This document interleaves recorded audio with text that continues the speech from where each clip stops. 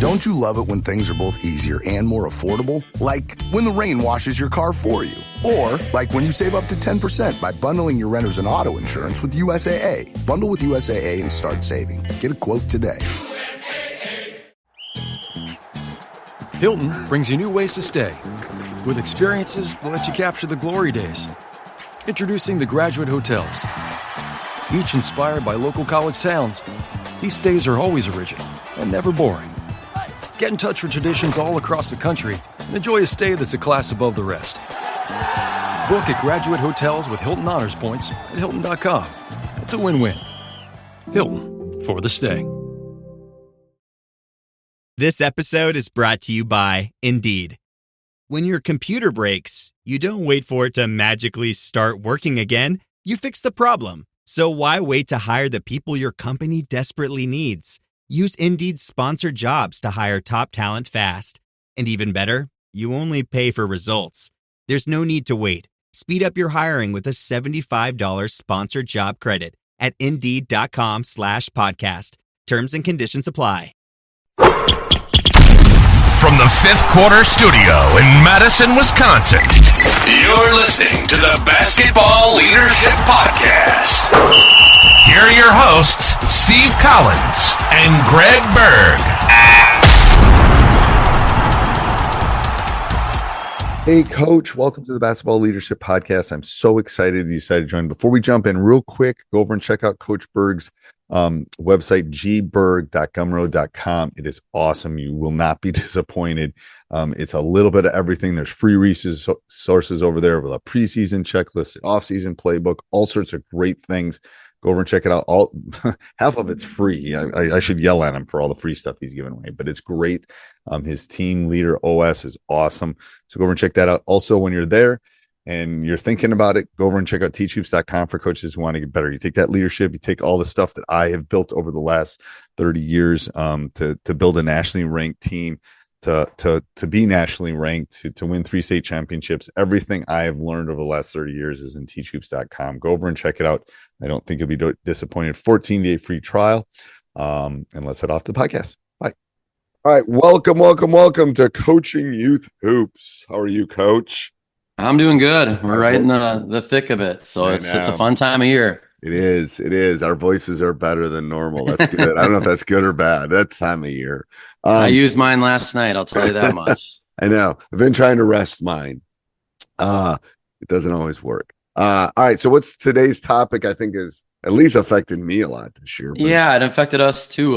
Just kind of talking about your best player is hurt and the domino effect. How does the team respond? What is the role of the coach? The role of your team changes and individual players and just all the dynamics that goes into it. And I'll just start with, ours. We had the start of this season, our senior point guard, 4-year starter. He's a Division II player at UW Crookston next year. Fully committed, all in at open gym. He rolls his ankle a few weeks before practice. Thought he broke it. He didn't. Came back, started practicing the first week of the season, played in our first game, was not 100%. The following week, his hamstring started bugging him. Bottom line is he was out for, probably our first 8-9 games through Christmas. And it just caused this. He's our leader. He is our captain. He is our leader. He is our point guard. And, that adversity is really good for us. We had a sophomore point guard that got to start and got some huge minutes and did a really, really good job. But what it does is the roles change. And we talk about roles a lot. Basketball is all about role definition. I think it's so critical as a coach. And I tell the kids, like, when you go play AAU ball or you go play on a different team, you got to figure out how you're fitting in and what your role is. And when you lose a player like that, these other guys got to step up in different roles.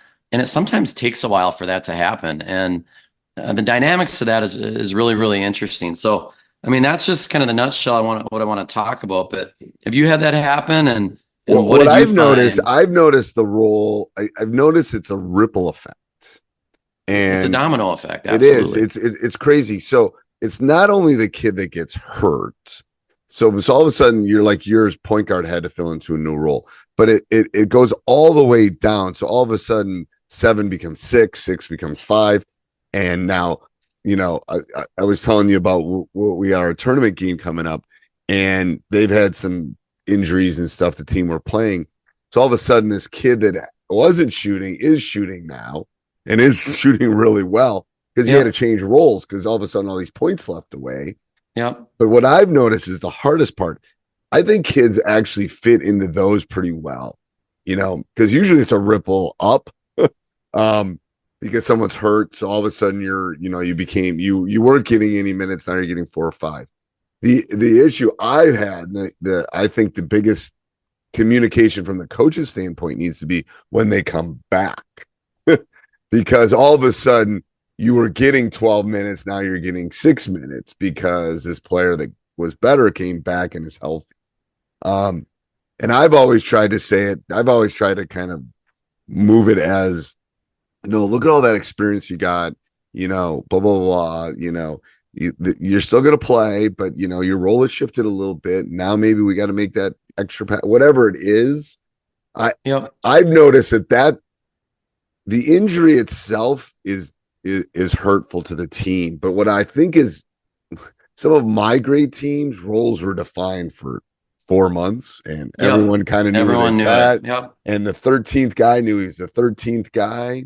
And I can tell you, this has been the worst injury year I've ever had. I've had 4 of my top 8 play less than half the season.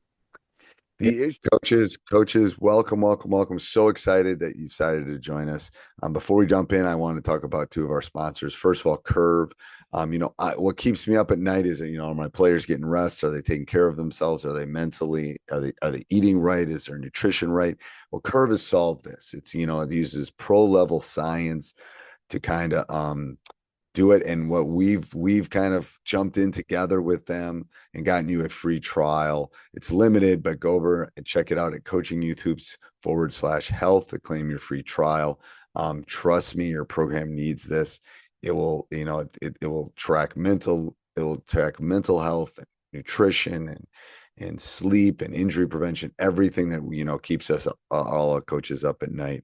And then also go over and check out Game Changer. It can manage your team, schedule your practices, keep your stats. They should actually get something together. But anyway, that just came in my head. But you can live stream it. You can create highlight reels. You can do all that stuff from one spot. So go over and check that out at gc.com/coachingyouthhoops. All right, let's head off to the podcast.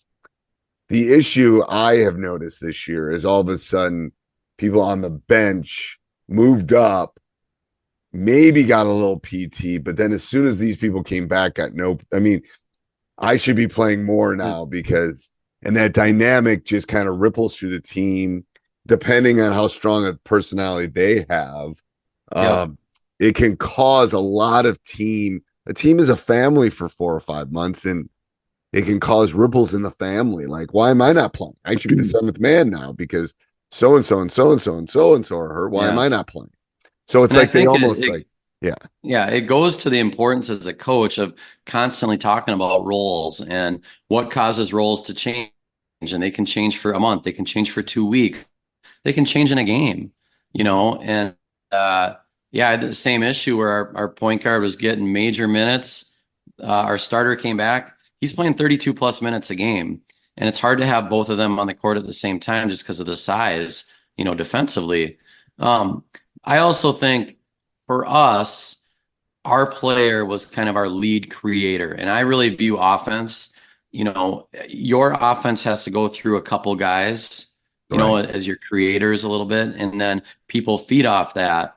Well, for us, we lost that person. And so these other people who are really good players have not had to be the guy, not had to be the one that has to create or lead. And that can be tricky and it can take time. And then when they come back in, you got to refit them back in, and hopefully it makes the team better. Right. Right. It's like the kids that go away to college and then they come home for the summer.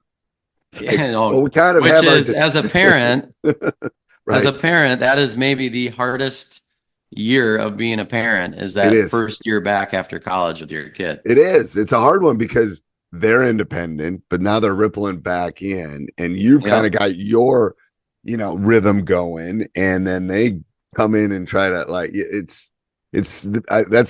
I've told other coaches that too. It's like, it's how you get them back in, how you get that, fitting back into the family. Yes. Yeah. So important.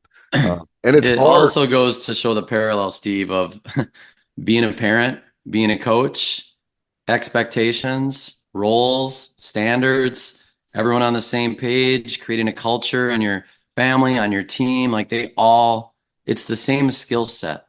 Exact same skill set. And it's like, I'm not going to yell at you about curfew if I didn't talk to you about curfew before you left the house. Yeah. Like, I'm not going to that's why first week of the season, I'm talking about, here are our expectations, and here's what we want. You guys got to help me hold these standards. And when you don't, then that's when the dad or the coach needs to step in and go, these are what we expect. And it. And post-COVID, I had to reestablish them. I don't know about you, but we didn't even have a season. So for me I had to come back, and it was like my first year coaching. I had to reestablish your culture, my culture. And we're slowly, it's year 3 for us. We're close. Like, they know these are the things these are the expectations, the standards. I'll tell you a story about this. Team-led teams win. Mm-hmm. And we were in a close game. We ended up winning in overtime. I think it was the end of regulation, grabbing a backup player to go in, and he slowly walked over to check in and seemed disinterested.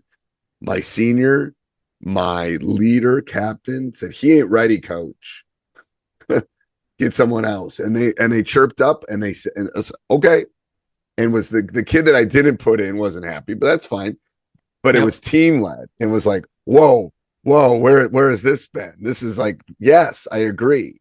So it's like, that's where you set those roles, you set those expectations. They know what is expected of them. So I think that's a key component of it. Side story, but I think one that had happened recently that I thought would be relevant for coaches. Yeah, absolutely. Anything else with that, Coach? No, I think that's good. All right, till next week.